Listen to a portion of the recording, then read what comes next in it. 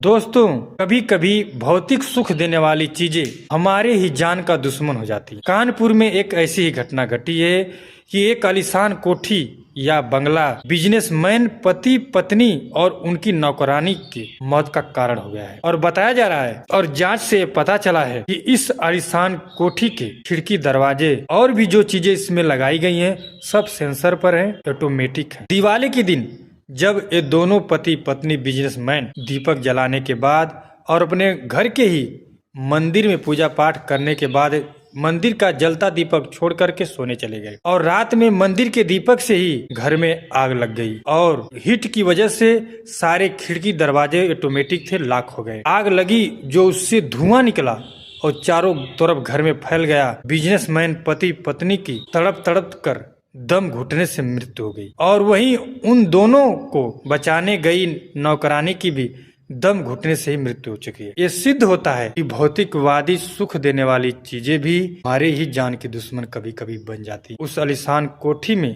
लगाए गए sensor automatic खिड़की दरवाजे ही उस व्यापारी की मौत का कारण हो गए।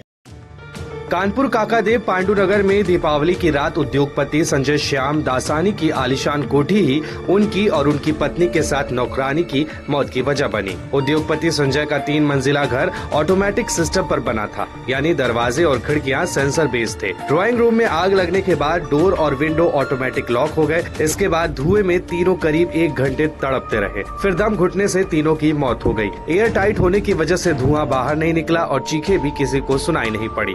फॉरेंसिक एक्सपर्ट की जांच रिपोर्ट के मुताबिक पहली मंजिल पर संजय का ड्राइंग रूम बना हुआ है। ड्राइंग रूम में ही मंदिर है। रात में मंदिर में पूजा करने के बाद दंपति संजय